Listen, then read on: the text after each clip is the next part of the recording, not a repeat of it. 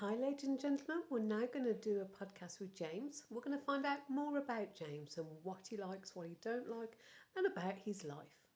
Coming in, James. Hello everyone. Hi. Here's the man in question. This is my camera girl. So, James, how old are you? I am 17 years old. 17. Do you like being 17? It has good things and it has bad things. And what are the good things? So the good things are you're still young, you've still got plenty of life in you, you've still got plenty of other things to do. So yeah. And what are the bad things? That you're on the middle borderline, that you're not a child and you're not an adult. And that there's just that you're going to be an adult in months. Okay. So, what does being an adult mean to you? So living on your own or living with a partner, family, friend or family.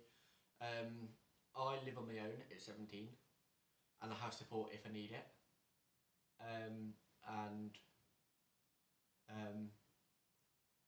Yeah. And you're enjoying living on your own, are you? Yeah, I've only been living on my own a short while and yeah, it's good things and it has bad things. And then we mentioned that in the previous video. Yeah. Okay, so what do you think life's going to be like when you're 18? What doors do you think that's going to open? I'm hoping to stay here,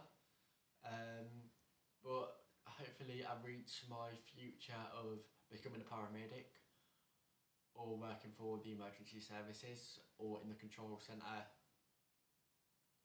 And why does working with the or for the or along with the emergency services appeal to you?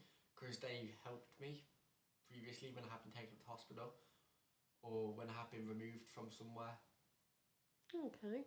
And you quite like what they do and you're quite knowledgeable about their protocols and stuff, aren't you, James? Yes, so ambulances prioritise their calls, so they have a category 1, which is life and death emergency.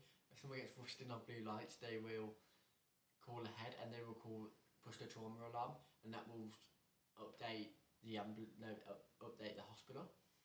A category 2 is still a life-threatening emergency. Their average response time is 20 minutes, and that can be anything from mental health to overdose to chest pains.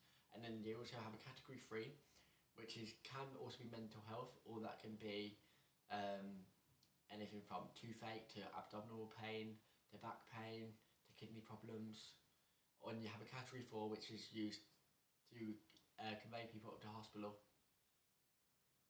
Oh, you are very knowledgeable. Okay, so what else do you think being 18 will bring to you? Hopefully start driving, hopefully start to open more doors and become an adult. Okay. Is there anything else that being 18 might do for you? Hopefully get entitled to universal credits and go to uni and study to be a paramedic. Cool. So, as you've said, you're living on your own. How do you cope with anxiety within yourself? So there's services out there. So I've got a crisis line to the local area that I live. You've got Childline, you've got the Samaritans, and you can also text shout on 85258, or you can call Childline on 0800 111. Okay. Can you still ring Childline when you're 18? Yes, Childline services are open to anyone under the age of 19. Oh, cool. Okay. And which service do you feel that has helped you the most? That's probably a hard one. Probably I would say the local area to where I live helps me the most. Okay. Sticking with the being 18, is there any other goals that you hope to achieve whilst you're 18? Yeah, go to uni, get some degrees, and then just see what the future holds. And what kind of a degree would you like? I want to get into health and social, psychology, or medical. I used to volunteer for St John Ambulance, and currently my current job is a help the homeless. So I go around the streets of Birmingham and feed the homeless, and we also have like a community area where they can come in and we feed them and help them. And what would you say your best part of helping the homeless is? Probably going out in the support role. So when we bring them in and then we're supporting them, talking to them about the housing opportunities and stuff like that, Cool, cool, and getting to know them. cool. And what do you think benefits the homeless? Do you think just a nice chat puts them on their merry way sometimes? No, so the place that we can take them into is a place located in Birmingham, and we take them in and we can feed them, they give them a drink, they can use the facilities like a bathroom, they have food and drink all for free, and then we can give them clothes. Cool. Okay. So, after 18, looking at your 19 plus, have you got any goals for after? Probably go to uni. Okay, so how long do you think your uni will be for? 3 years, maybe? Yeah, I've been looking into it. Okay. Is there anything that you think you could tell people out there that would help them?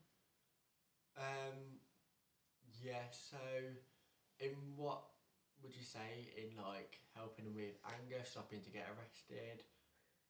Maybe anger, because you can't necessarily stop people getting arrested if they.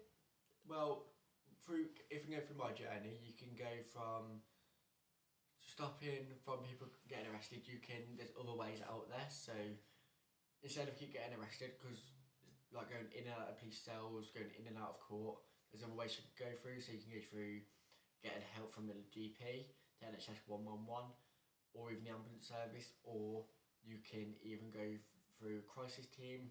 You can go to your local crisis line, which you can Google. There's plenty of other services out there. You can watch videos on YouTube.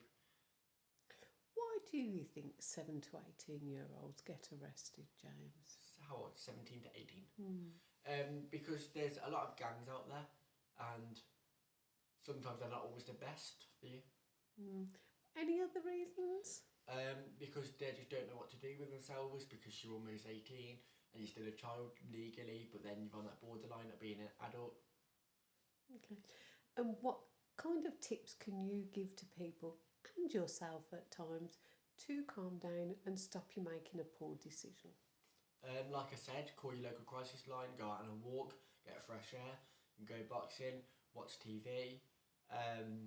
You can get support from a GP. Try distraction techniques, breathing, exercises, going on runs, clears your head. There's plenty of other ways out there. Okay. And what do you think works with you the best? So if I've already exploded and already got angry and I'm already arrested, then when I'm sat in the police house, I think, what can I do next time? But what about before? How can we stop you from getting to the arrested point? What can stop that point happening? So go out on a walk, take me away from that situation, cool down, eat something, have a drink, have a drink of water, tea, coffee, hot chocolate, do something nice for yourself, buy yourself something nice. That's very insightful. Thank you so much, James, for your very honest opinions and answers today. Are we going to go into part 2 of... I do believe you was on about part 2 on video suggestions of like what's going to be coming up. Yeah, we can do that. So we're going to be doing I'm going to need some suggestions. You can follow me on Instagram, and I'll send my Instagram in the comments. And I just need some suggestions on what videos to do in the future. I have thought of one, and we'll dye your hair, because I know you're thinking about it, and we'll do a dye your hair with James session. How about that? Have to think about that. We'll see what everyone says in the comments. Okay. If you like to comment below on things that James can discuss and talk about, we're happy to oblige. Take care all. Thank you.